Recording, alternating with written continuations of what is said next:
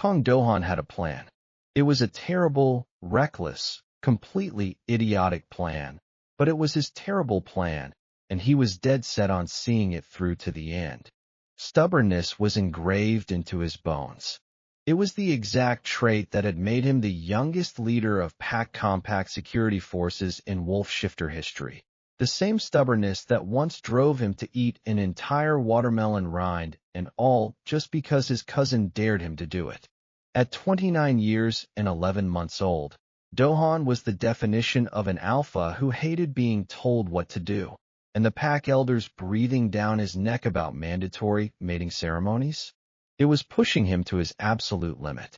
"You're going to regret this," Park Ji-sung drawled, sprawled across Do-han's luxury bed like a starfish draped in a designer-tailored suit.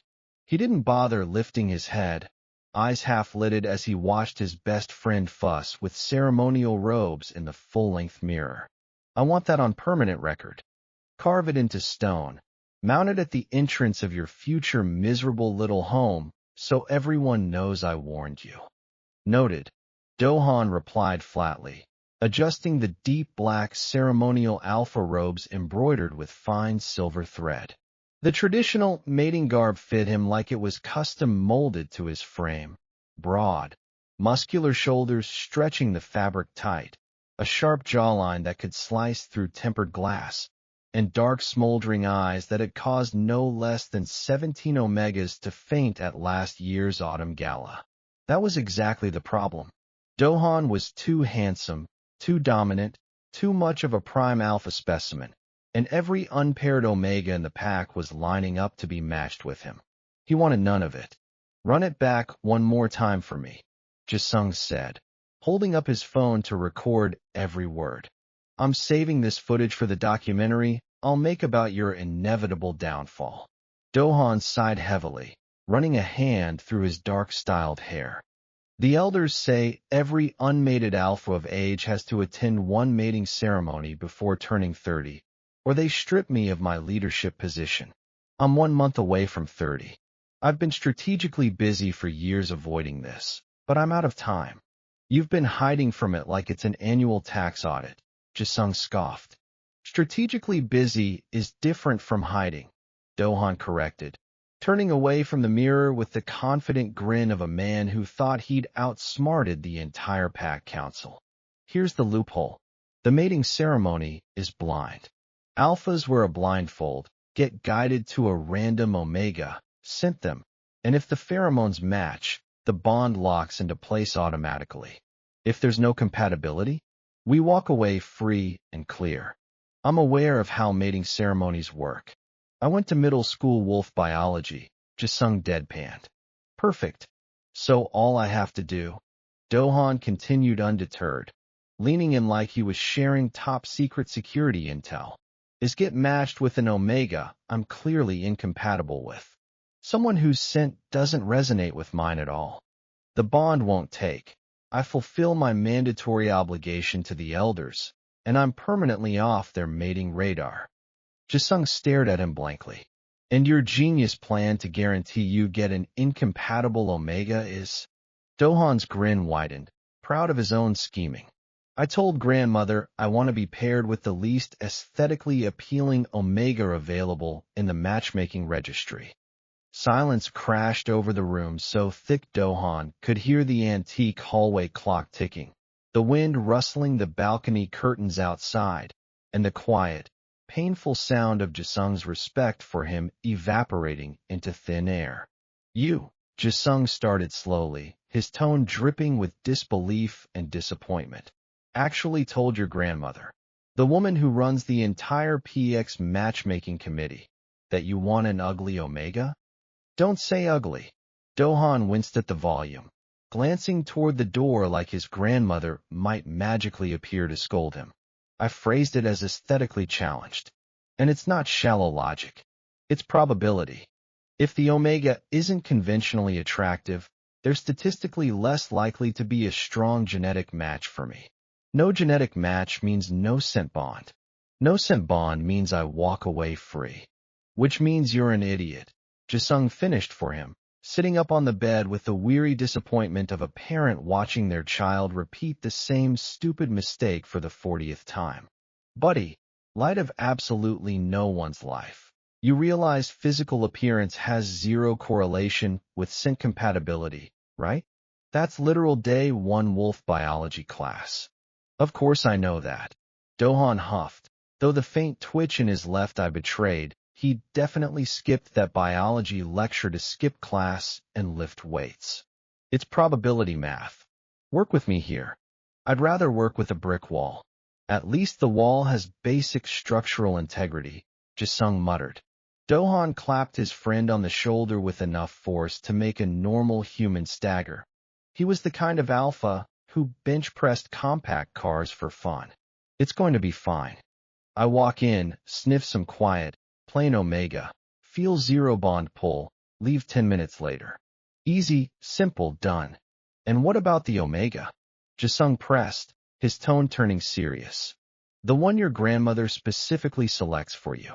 The poor soul who shows up to a sacred mating ceremony thinking this is their big chance at a lifelong bond, only to get rejected by a 6'2" wall of muscle with zero common sense.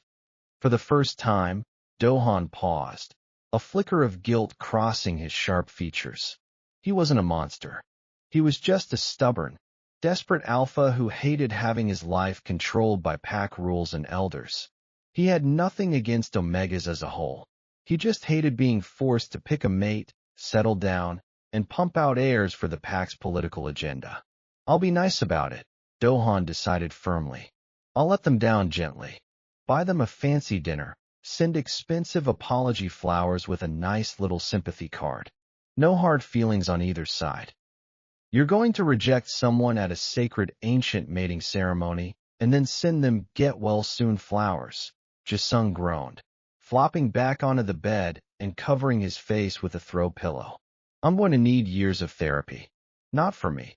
For whoever this poor unsuspecting omega is about to get stuck with your terrible life choices. On the opposite side of the sprawling packed city, in a modest lavender-scented apartment hidden away from the elite alpha compounds, Se-han was having an internal crisis of equal magnitude. I'm not going, Ihan declared flatly, glaring at his reflection in the floor mirror as his roommate wrestled him into a ceremonial omega robe the soft color of moonlight ivory. Choi Minjun, a calm, patient beta with the upper body strength of someone who'd spent a decade manhandling his stubborn omega best friend, didn't even glance up. You are going. Stop throwing a fit and put your arm through the sleeve. I will literally jump out the window, Ihan threatened, twisting away. We live on the first floor, Minjun deadpanned, tugging him back gently but firmly. You just dramatically land in the rose bush and complain about thorns for 3 hours. Save us both the trouble. Ihan groaned, finally letting Minjun slide his left arm into the delicate silk sleeve of the traditional omega mating robe. The garment was breathtaking. Ivory silk woven with intricate gold embroidery, cinched tight at the waist, flowing down to the floor in soft, billowing folds. It was the kind of ceremonial where that made most omegas look ethereal, delicate, romantically poised for a fated mate. On Ihan, he looked like an angel who'd gotten into a fistfight with a fabric store and lost badly. It wasn't because he was unattractive. That was far from the truth. By every objective standard in the entire wolf pack, Se-han was devastatingly, catastrophically beautiful. He had wide, warm, honey-colored eyes framed by elegant dark brows, a nose sculpted like a Renaissance masterpiece, full naturally pink lips that curved in a way that made strangers forget their own names. His skin glowed with luminous warmth, his dark hair falling in silky waterfall waves around his shoulders, and his lean, graceful frame hidden beneath the robe was the kind that made random alphas walk straight into street lamp posts just staring at him. Beauty was his curse, and right now, that curse was forcing him into a sacred mating ceremony he wanted absolutely no part of. Remind me again why I'm being dragged to this archaic meat market. Ihan grumbled, still glaring at his own reflection like it had personally offended his academic career. Your mother called the pack elders and told them you're too shy to register for ceremonies on your own, Minjun explained, smoothing the gold embroidery along Ihan's waist. They stuck you on the mandatory participation list. Skip it, and you lose your entire university research grant. Pack funding rules. All unmated Omegas of age have to attend at least one ceremony or forfeit all official academic and social privileges. I'm going to put my mother on a permanent revenge list, Ihan muttered darkly. I just wanted to finish my dissertation in peace. Is that too much to ask? My life's work is studying the effects of urban development on pack migration patterns. That's my passion. That's my love. I don't need some overbearing alpha to ruin my research schedule. Minjun bit back a laugh, fixing the collar of Ihan's robe. I know how you feel. You hate the whole mating ritual circus. I know alphas, Ihan huffed. They're loud. They smell like overpowering pine pheromones and bad life decisions. They think flexing muscle is a valid personality trait. The last alpha who tried to court me left a dead deer on my doorstep wrapped in a red bough, like a twisted Christmas present. A dead deer, Minjun. To be fair, gifting game meat is traditional alpha courtship behavior, Minjun pointed out. It's still a horror movie gift wrapped in ribbon, Ihan shot back. Minjun sighed, turning Ihan toward the mirror to fix his hair. Look on the bright side. The ceremony is blind. The alpha won't even lay eyes on you. They only scent your pheromones. If there's no natural compatibility, you walk right back home. No strings attached, no awkward small talk, no dead deer gifts ever again. Ihan narrowed his honey eyes suspiciously. What are the actual odds of a random scent match anyway? Incredibly rare. 1 in 500 compatibility rate for random blind pairings, Minjun assured him. You've got a 99.8% chance of walking out completely unmated, back in time for your deep-sea octopus documentary marathon tonight. That was enough to calm Ihan's raging temper slightly. He squared his shoulders, adopting the determined expression of a man marching toward his own execution, resolved to look stunningly graceful while he suffered through it. Fine. I'll go. I'll stand there. Let some knucklehead alpha sniff my pheromones. We'll be incompatible. I'll go home, and I'll pretend this entire day never happened. He paused, glaring at his reflection again. But I swear to every celestial deity listening, if I end up mated to some thick-necked alpha who thinks reading books is a minor physical workout, I will burn this entire pack city to the ground. Minjun patted his shoulder, completely unfazed by his dramatic threat. Noted. Now hold still. I need to fix your hair before you ruin the entire ceremonial aesthetic. Don't make me look pretty. Ihan protested immediately. Ihan, Minjun said flatly. You could shave your head, roll in mud, and put on a garbage bag, and you'd still make grown alphas weep into their ceremonial robes. There's nothing I can do to tone down your face. Complain to your parents, not me. Ihan groaned, slumping forward in defeat, resigned to his fate as an unwilling participant in the pack's most ridiculous ancient tradition. Little did he know, the meddling matchmaker grandmother of a certain stubborn alpha had already sealed his fate, and Dohan's ridiculous plan was about to backfire in the most spectacular way imaginable. Kong Sujin was a force of nature wrapped in a 4'11" elderly frame. The elder matriarch of the Kong family had the physical stature of a garden gnome and the spiritual hurricane energy of a Category 5 storm, and she'd run the PX Pack matchmaking committee for 40 straight years. In 4 decades, she'd arranged 312 successful fated matings, broken up 47 foolish, ill-advised flings between incompatible shifters, and once reduced a terrifying warlord alpha to tears by bluntly telling him his posture was an insult to all vertebrate life forms. She was sharp, cunning, and could read anyone's hidden intentions with one sharp glance over her reading glasses. Most importantly, she was the only person on the entire planet who could make Kong Do-han feel like a 5-year-old boy caught sneaking crayons before dinner. Do-han knelt respectfully in the pre-ceremony preparation room, facing his grandmother as she sorted through a tall stack of Omega profile files spread across her antique wooden desk. He could tell half the files were detailed Omega matchmaking registrations. The other half felt like his personal emotional death warrant waiting to be signed. Grandmother, Do-han started cautiously, keeping his tone polite and respectful. Did you receive my special request for the mating ceremony pairing? Elder Kong looked up slowly, peering over the rim of her thin gold reading glasses, her expression the exact tone of someone who'd just received a bag of flaming garbage left on her doorstep and was debating how to dispose of it without making a mess. I received your request, she said dryly, setting down the paper in her hand. And you asked me to pair you with, how did you delicately phrase it, an Omega who won't distract you with their appearance. Do-han's ears warmed slightly with embarrassment. Yes, exactly. Someone I won't be tempted to get attached to purely based on looks. It's strategic. You asked me, Grandmother Sujin repeated, her tone sharp and unyielding. The woman who has dedicated her entire life to the sacred ancient art of fated matchmaking, to find you an unattractive mate. I didn't say unattractive, Do-han rushed to correct, his mouth opening and closing like a flustered fish. I said aesthetically unremarkable. That could mean many things.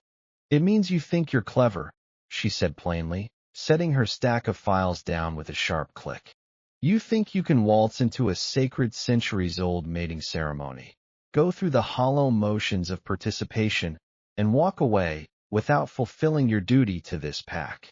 You think you can outsmart me, outsmart fate, and skip out on settling down just because you hate being told what to do.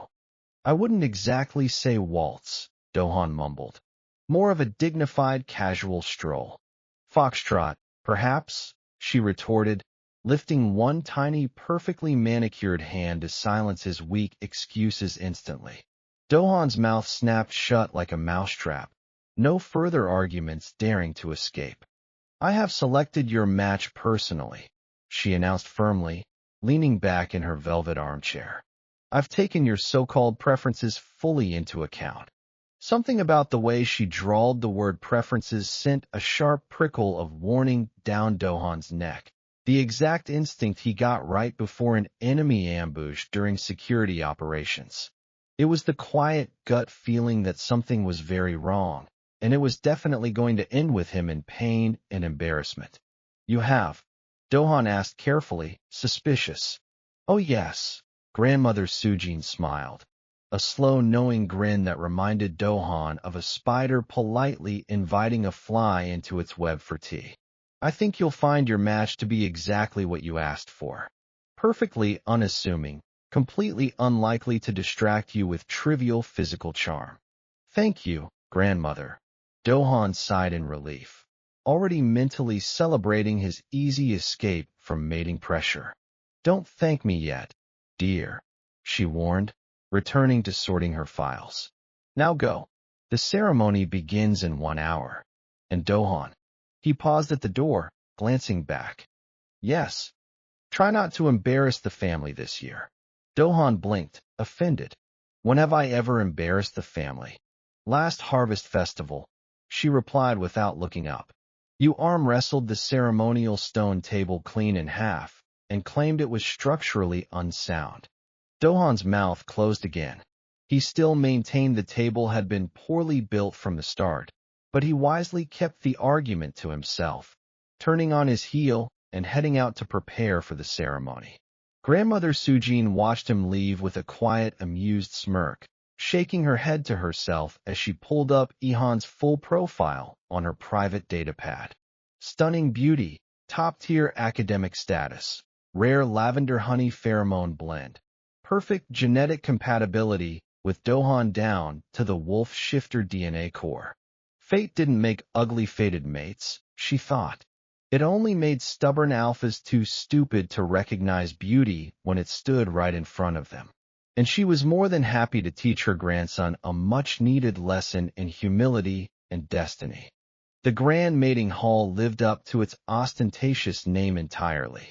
A cavernous high-ceilinged chamber draped floor-to-ceiling in rich red and gold silk tapestries, lit by 1,000 glowing ceremonial beeswax candles that filled the air with warm, earthy incense.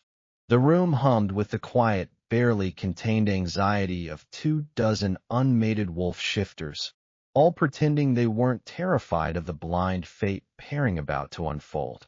Alphas lined up on one side of a thin silk partition, omegas on the other.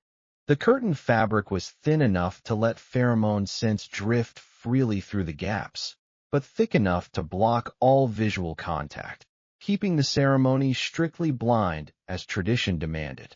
Dohan stood in the alpha line, the thick black silk blindfold already tied securely over his eyes, plunging him into complete darkness.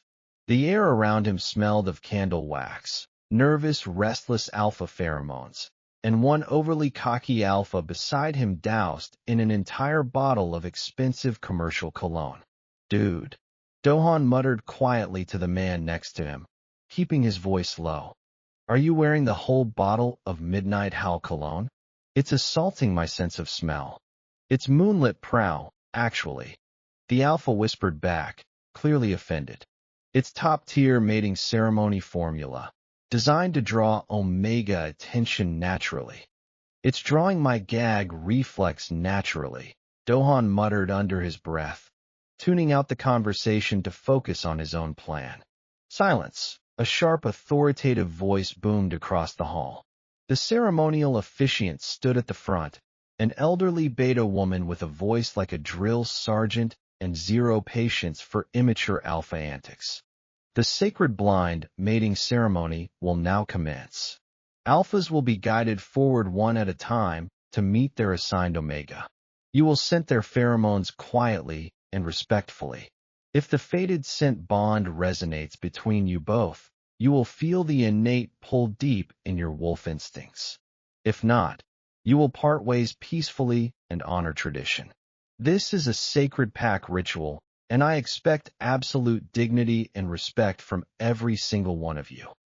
She paused, her sharp gaze cutting straight to Dohan through the crowd. "That means you, Kong Dohan." Dohan blinked behind his blindfold, confused. "What did I do?" "Nothing yet," she said firmly. "I'm being preventative." A quiet ripple of suppressed laughter ran through the line of alphas, and Dohan gritted his teeth in embarrassment, already regretting every life choice that led him to this moment.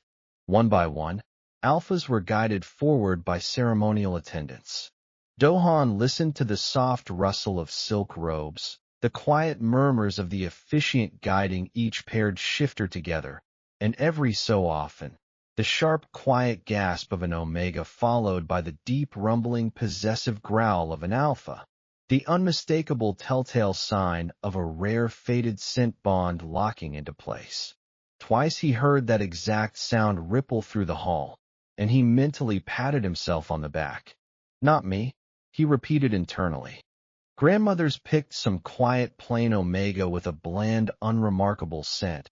I'll sniff politely, feel zero pull, walk out unscathed, and go back to my quiet life of avoiding matchmaking forever." Kong Dohan. The officiant called his name, and Dohan's stomach did something it had never done before. He prided himself on having an iron fortress of a core, built from years of combat training and protein shake discipline. His stomach did not flip, flop, or do any ridiculous acrobatics. And yet, a nervous flutter rolled through his chest anyway, his wolf instincts perking up unbidden behind his calm human facade. A ceremonial guide's hand wrapped gently around his elbow, leading him forward across the cold marble floor. His footsteps echoed loudly in the silent hall as he was guided around the silk partition and into the omega side of the chamber. That's when the scent hit him. It didn't crash into him all at once. It started soft, subtle, a faint whisper on the warm, candlelit air, the first breath of fresh spring wind cutting through a brutal, frozen winter. Light, sweet floral notes tangled with something deeper, warmer, richer, wild honey warmed by sunlight, fresh summer rain on green grass, old leather-bound books and warm linen sheets, and underneath it all, a soft, calming lavender that wrapped around his senses like a cozy blanket. Dohan's feet froze mid-step, his brain short-circuiting instantly. The carefully organized mental PowerPoint presentation titled Operation Avoid Mating Bond crashed entirely. Slides scrambled, fonts devolving into messy script, metaphorical coffee spilled all over the keyboard. Every logical plan he'd made crumbling to dust. "Keep moving," the guide whispered, tugging his elbow gently.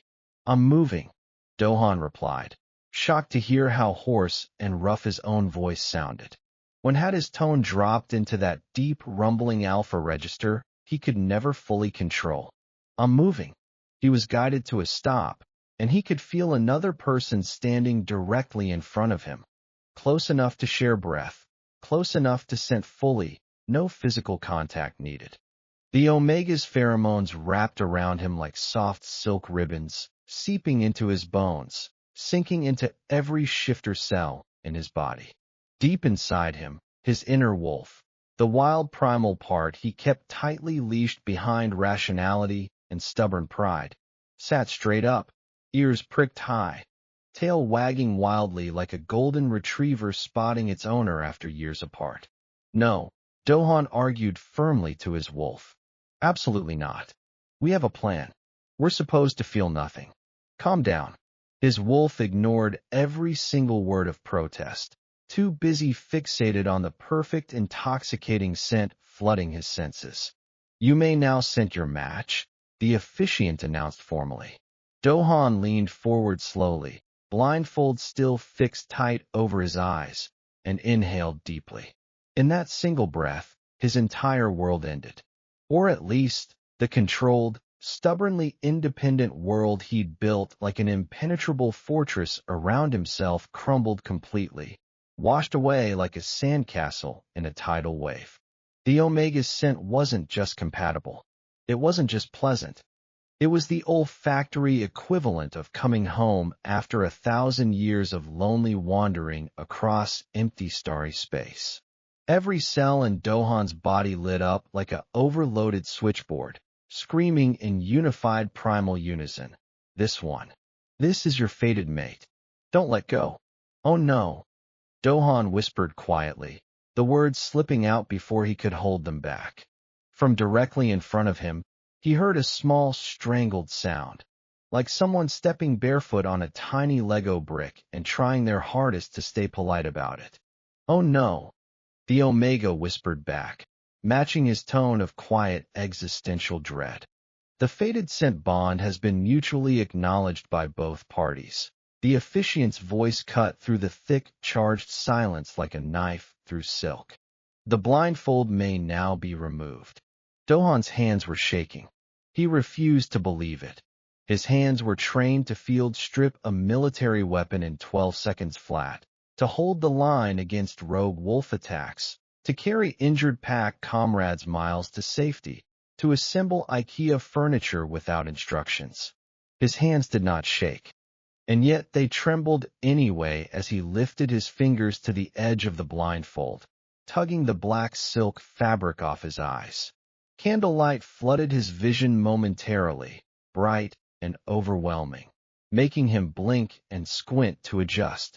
Then his gaze locked onto the Omega standing directly in front of him, and Kong Dohan's brain underwent a full factory reset. Every logical thought, every plan, every stubborn excuse wiped clean in an instant. The Omega was breathtaking. Bathed in the soft, golden glow of 1,000 ceremonial candles, draped in the flowing ivory silk Omega robe embroidered with delicate gold, he looked like a priceless Renaissance painting locked away in a museum that charged 100 credits just for admission.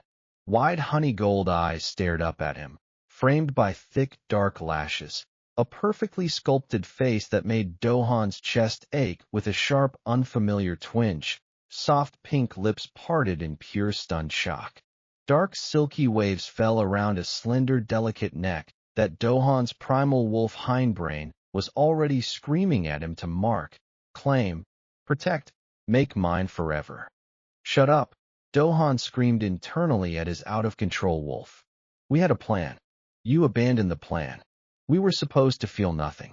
His wolf didn't care about plans, logic, or stubborn human pride. It had shredded the plan, set it on fire, and was now dancing triumphantly on the ashes. You. Do-han started, then froze completely as his voice abandoned him entirely, replaced by the vocal equivalent of a dial-up internet connection struggling to load a web page. He cleared his throat awkwardly, trying to regain control of his words. You're... The Omega's wide, shocked eyes narrowed suddenly, sharp and wary, the initial stunned recognition of the fated bond fading into quiet irritation and suspicion. I'm what you were not supposed to be, Ihan replied coolly, his voice like warm honey poured over cracked cold glass, soft, rich, but edged with clear annoyance. Do-han's mouth moved without consulting his still offline brain, blurting out the first thought that escaped his panicked mind. You're not supposed to be this pretty. Silence exploded across the mating hall. It was the heavy, deafening quiet that followed a bomb detonation, the kind of silence where you could hear the entire universe rearranging itself just to accommodate the sheer embarrassing magnitude of what he'd just said. The Omega stared at him, frozen in place. Do-han stared back, mortified. The officiant standing 3 feet away wore the strained expression of someone watching the most dramatic live drama in pack history, desperately holding back laughter while pretending to maintain ceremonial dignity. Do-han rushed to recover, running a hand through his perfectly styled dark hair and ruining the 45 minutes the ceremonial stylist had spent perfecting it. That came out completely wrong. I didn't mean it like that. Did it? Ihan's tone could have frozen molten lava, sharp and cutting. It sounded exactly like you were expecting someone plain and unattractive, and now you're disappointed I'm not. No. Yes. Wait, I mean, Do-han stumbled over his words, completely flustered. I asked my grandmother to match me with someone who wasn't distracting in appearance. I had a whole plan to avoid a fated bond by picking an incompatible mate. Ihan's elegant eyebrow lifted slowly, dangerously high. It was, Do-han realized instantly, the single most intimidating eyebrow raise he'd ever witnessed in his life. More terrifying than the glare of a rival pack alpha with a battle scar slashing across his eye. Let me get this straight, Ihan said, crossing his arms tightly over his chest despite being a full head shorter and half Do-han's muscular frame. He somehow radiated enough quiet, dominant energy to make the towering alpha feel small and awkward. You're the alpha who specifically requested what the matchmaker called an omega who won't distract you with their appearance.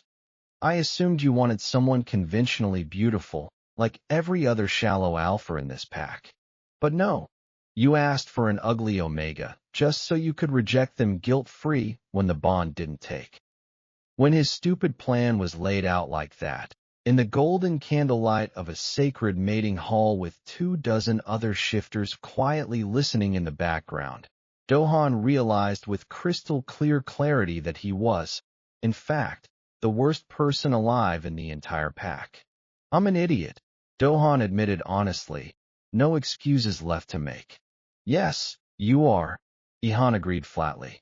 I didn't mean to be shallow, Do-han rushed to explain. It was supposed to be about scent compatibility probability, not looks. I thought plain-looking omegas would have weaker genetic matches. And you assumed ugly people smell bad by default? Ihan pressed. No. I mean, oh God, it sounds so much worse out loud. Do-han groaned. realizing how ridiculous and shallow his logic sounded now that it was spoken aloud to the most beautiful person he'd ever seen. "You're right. It is," Ihan said plainly, turning on his heel in a dramatic swish of ivory silk robe, ready to walk away. "Wait." Dohan's hand shot out before his brain could process the decision, catching the soft edge of Ihan's ceremonial robe sleeve mid-step. The moment their skin made even indirect contact through the silk fabric, a sharp jolt of electric energy shot up Dohan's arm like he'd grabbed a live power line. Ihan froze instantly too, his shoulders locking rigid, the invisible faded bond between them thrumming loud and strong like a high-voltage power line humming to life. "Let go of my sleeve," Ihan said quietly, his tone tight and controlled. "I would love to," Dohan replied equally quietly, stunned at his own body's rebellion. "But my hand isn't listening to me right now." Ihan turned his head slowly, glancing down at Dohan's large hand wrapped around his sleeve, then lifting his honey eyes back to Dohan's flustered face. "A grown alpha, the head of pack security forces, cannot control his own hand?" Ihan asked dryly, skepticism dripping from every word. "I'm having a really weird day," Dohan mumbled helplessly. Despite the insult, the embarrassment, and the absolute circus of the last 5 minutes, the corner of Ihan's mouth twitched just barely, a ghost of amusement that vanished so fast Dohan almost convinced himself he'd imagined it entirely. "My name is Ihan." The Omega introduced himself formally, regaining his calm, cold composure. "I'm a doctoral researcher in urban pack migration dynamics. I have a 4.0 GPA, 2 published academic papers, and absolutely zero patience for shallow alphas who think sync compatibility is based on physical appearance." "Kong Dohan." Dohan replied automatically, his brain finally rebooting enough to form a coherent sentence again. "Head of pack security forces. Can bench press 300 pounds. Apparently cannot form a single intelligent sentence in front of a stunning Omega, especially one who smells like lavender, honey, rain, and the only home I've ever wanted," his wolf whispered helpfully in the back of his mind. "Lavender and honey and rain."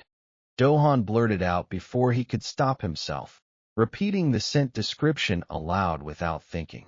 Ihan's fair cheeks flushed a soft pink, devastatingly cute against his flawless skin, and Dohan felt like he'd been hit square in the chest with a tranquilizer dart.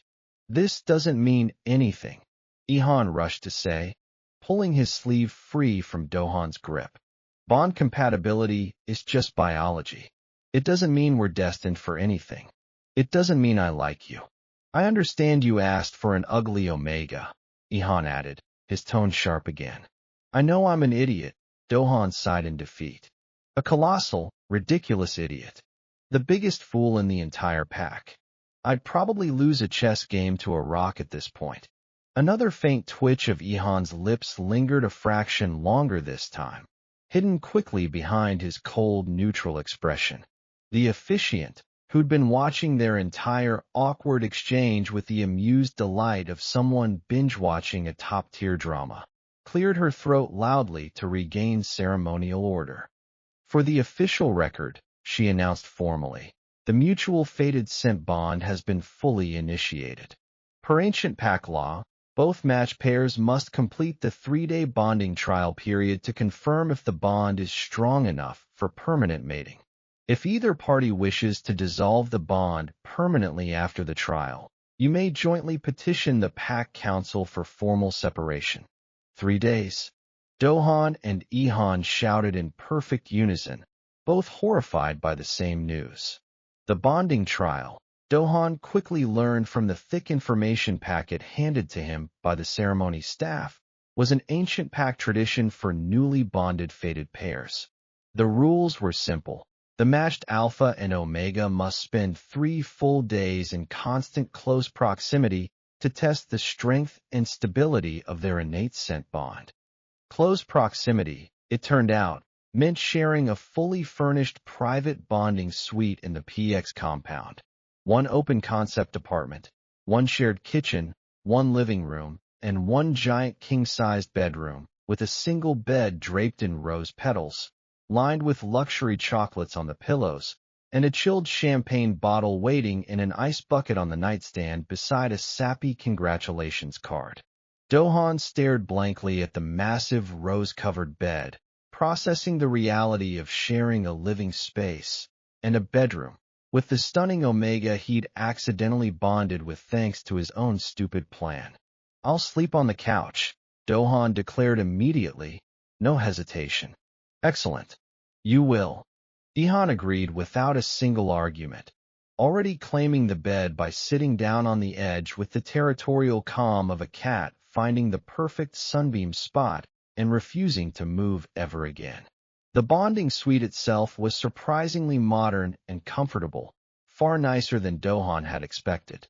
A sleek, minimalist apartment decked out in neutral luxury decor, fully stocked with premium food, entertainment systems, and advanced scent-blocking ventilation controls that could regulate the room's pheromone concentration to prevent overwhelming sensory overload between newly bonded pairs. Ihan marched straight to the wall control panel the second they walked in, cranking the ventilation system to maximum strength without a single glance at Do-han. "Is that really necessary?" Do-han asked, watching him assault the controls like the panel had personally offended his academic research schedule. "Your scent is distracting," Ihan replied bluntly, not elaborating further. "Distracting how?" Do-han pressed, curious. Ihan shot him a sharp side-eye that shut down any further questions instantly. "I'm not feeding your massive alpha ego with compliments. My ego is currently in critical condition after today's ceremony humiliation," Do-han deadpanned. "It could use a little nutritional support." Ihan turned away without responding, but not before Do-han caught the faint way he pressed his lips together to suppress a quiet smile. "Progress," Do-han's wolf cheered internally. "Shut up," Do-han ordered his stubborn inner beast. They spent the first evening negotiating strict ground rules like two roommates stuck together against their will. Ihan changed out of his formal ceremonial robe into soft gray loungewear, the oversized sweater slipping lazily off one delicate shoulder, and Do-han had to fight every instinct not to stare at the exposed skin. He forced his gaze away, settling onto the living room couch like it was his permanent assigned territory. Ihan stood in the center of the living room with a small notepad and pen, clearing his throat to lay down official terms. "Rule 1. No alpha posturing whatsoever," Ihan stated firmly, scribbling the rule down on his pad. "What does that even mean?" Do-han asked, confused. "No growling. No intentional pheromone dominance surges. No puffing out your chest to look bigger when walking through doorways," Ihan clarified. Do-han opened his mouth to argue he never did that, then caught Ihan's flat, skeptical stare and sighed in defeat. "Fine. No chest puffing. Rule 2. We maintain a strict minimum 3-foot distance at all times," Ihan continued. "No unnecessary close contact. No accidental brushing shoulders. No lingering in each other's personal space." 3 feet. "Got it," Do-han nodded. "Rule 3. We do not discuss the bond. We do not acknowledge the bond exists. The fated scent match is a meaningless biological accident, and we will treat it exactly like a minor fender bender on the highway. Annoying, temporary, easily resolved, no emotional attachment required." "Exactly like a car crash fender bender," Do-han repeated, ignoring how his wolf whined in protest at the idea of ignoring their fated mate entirely. "Agreed." "Good." Ihan nodded crisply, closing his notepad. "I'm claiming the bedroom, the desk for my dissertation work, and the left side of the refrigerator. You get the couch, the TV remote control, and the right side of the fridge. No crossing territory lines without permission." "Fair enough," Do-han conceded. I'm going to lock myself in the bedroom and work on my research dissertation now, Ihan said firmly. Don't bother me for trivial reasons. Don't try to make small talk. Don't hover outside the door. Just stay on your side of the apartment for the next 3 days, and we'll get through this trial with minimal suffering. With that final order, he turned and disappeared into the bedroom, closing the door firmly behind him. Dohan sank back onto the couch, staring up at the ceiling in quiet disbelief, trying to process how his brilliant plan to pick a plain, unattractive Omega had backfired so spectacularly that he was now stuck in a forced 3-day lockdown with the most stunning, sharp-tongued, infuriatingly perfect Omega he'd ever laid eyes on. His phone buzzed in his pocket a moment later, a text from Jisung lighting up the screen. Jisung, so how'd it go? Did you get your boring, ugly Omega and escape the bond? I need all the drama details immediately.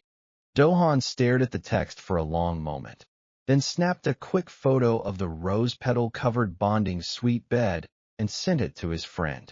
Dohan, I am in crisis. Full existential meltdown level crisis. Jisung, define crisis. Did you actually bond with someone? Dohan, he's breathtaking. The most beautiful person I've ever seen in my life. Smells like literal heaven. Has a 4.0 GPA, hates me with every fiber of his being, and thinks I'm the stupidest alpha alive. Jisung immediately spammed a dozen crying laughing emojis in response. Jisung, I told you you'd regret this. I literally warned you. How ugly is your ugly Omega, on a scale of 1 to 10? Dohan, he's an 11. Off the charts. My grandmother is a certified war criminal for setting me up like this. Jisung, this is the best day of my entire life, and it's not even happening to me. I'm saving this entire conversation for my future documentary on your downfall. Dohan groaned, tossing his phone across the couch and burying his face in a throw pillow. From behind the closed bedroom door, he heard the faint sound of Ihan talking quietly on his own phone to his roommate Minjun. He's absolutely insufferable. Ihan's muffled voice drifted through the door. He literally asked his grandmother to pair him with an unattractive Omega to avoid the mating bond. Who even does that kind of shallow nonsense? Minjun's quiet laugh filtered through the wood faintly. Yes, he's conventionally handsome. That's not the point, Ihan huffed. His scent is ridiculous too, cedar and dark chocolate, and some warm undertone I can't even describe. Don't laugh at me. I refuse to obsess over some idiotic alpha who tried to game the mating ceremony system. Dohan smiled into the pillow despite himself, his wolf perking up happily at the quiet mention of his scent. It was going to be an extremely long, extremely chaotic 3 days trapped together in the bonding suite. And deep down, despite all the rules, the distance, and the mutual irritation, neither of them was quite as upset about it as they pretended to be. The first evening dragged by intense, awkward silence. Dohan stayed glued to the living room couch, pretending to watch random shows on the TV while his mind drifted constantly to the Omega locked away in the bedroom down the hall. He kept strictly to the 3-foot rule, kept out of Ihan's territory, and avoided making any noise that might interrupt his dissertation work. Ihan stayed in the bedroom for hours, the soft tap of his laptop keyboard drifting through the closed door at regular intervals. Occasionally Dohan heard him mutter to himself, arguing quietly with academic citations and research data, and he found himself grinning silently at the ceiling, amused by the Omega's passionate dedication to his obscure migration research. By midnight, Dohan was exhausted from emotional whiplash and the stress of sharing a small apartment with his newly fated mate. He curled up on the couch under a thick blanket, trying to get some sleep, his mind still replaying the moment he'd first laid eyes on Ihan in the candlelit mating hall. He'd gone into the ceremony planning to avoid love and commitment entirely. Now he was stuck bonded to a brilliant, beautiful, sharp-witted Omega who made his heart race with just a single glance and his wolf purr with every faint hint of his lavender honey scent. Day 2 began early, with Do-han waking up at 7 a.m. on instinct, his alpha internal clock never failing him. He wandered into the kitchen quietly, deciding to make breakfast more out of survival than any attempt at romantic courtship. He became dangerously irritable when hungry, and he had no intention of spending 3 days snapping at Ihan over empty stomachs. He flipped perfectly fluffy scrambled eggs, toasted fresh bread, and brewed 2 mugs of strong dark coffee, setting 1 mug aside on the counter for Ihan without even thinking about it.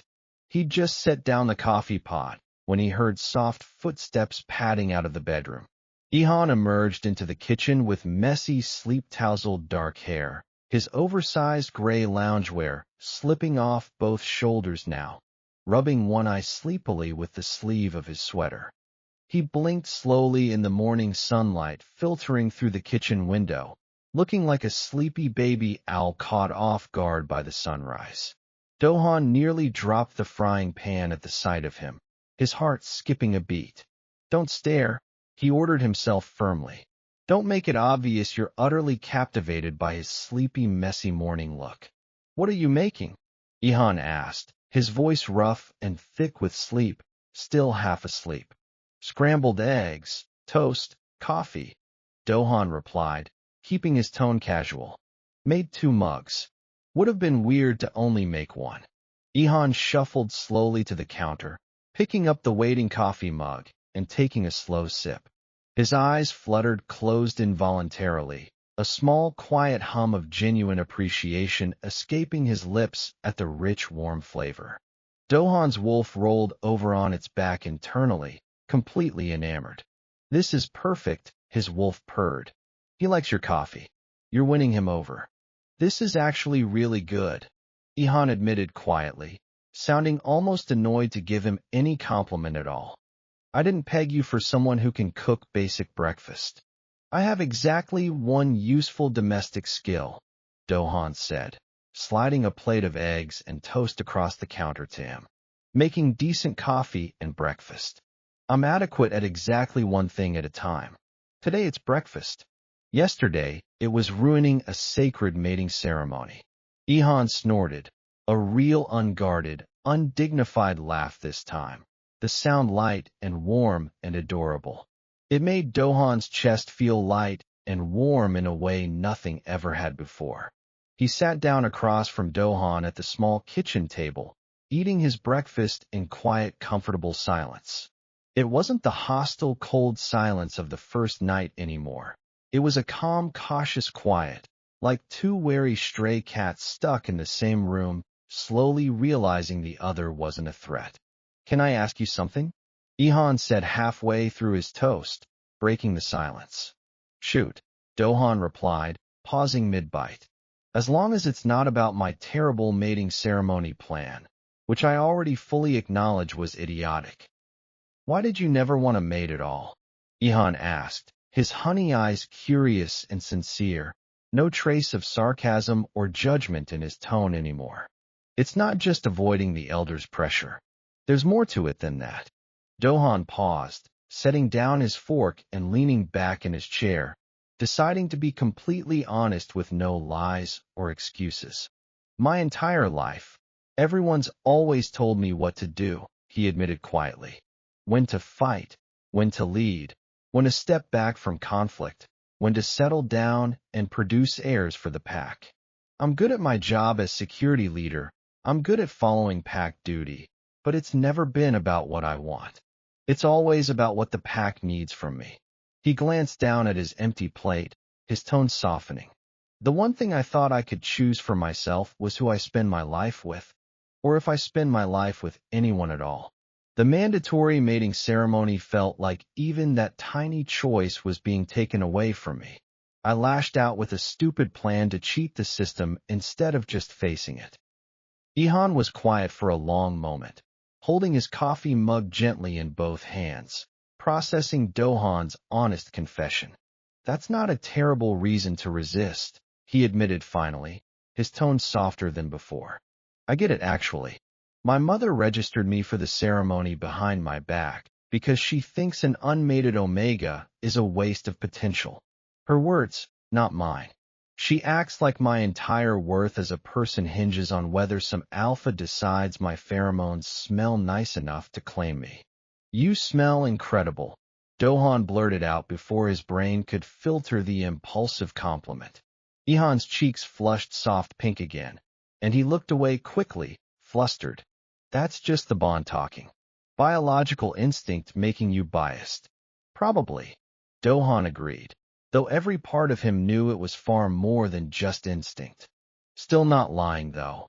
They sat there for another long minute, neither moving to leave, neither rushing to restore the 3-foot distance rule they'd agreed on the first night.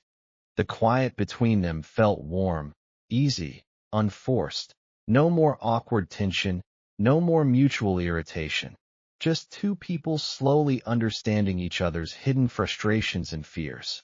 We should maintain proper distance, Ihan reminded himself eventually, though he didn't stand up or move away from the table. We should, Dohan echoed, also staying perfectly still. Neither of them moved an inch.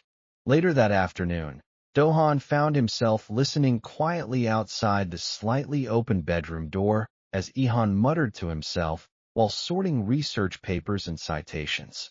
He argued with outdated migration data, complained about too many scholars sharing the last name Nakamura in his field, and rambled aloud about missing critical study references. Why are you smiling? Ihan called out suddenly from the bedroom, apparently able to sense Dohan's quiet amusement through the wall. I'm watching a comedy show on TV, Dohan lied instantly. The TV is off, Ihan replied dryly. Dohan glanced over at the dark, silent television, realizing he'd forgotten to turn it on entirely, too busy listening to Ihan's quiet academic rants to pay attention to anything else. I'm watching an internal comedy show in my head, Dohan improvised. You're weird, Ihan said simply. So I've been told, Dohan shrugged. A short pause followed, then Ihan's voice drifted out again. Do you know anything about urban pack migration pattern data analysis? I know people move to cities for better jobs and housing, Dohan said. Groundbreaking academic insight. Smart ass, Ihan muttered, but there was no real bite to his tone. Come here and hold this stack of papers while I reorganize my desk. I need someone to steady the pile while I rearrange my citation notes. Dohan was off the couch in an instant, nearly pulling.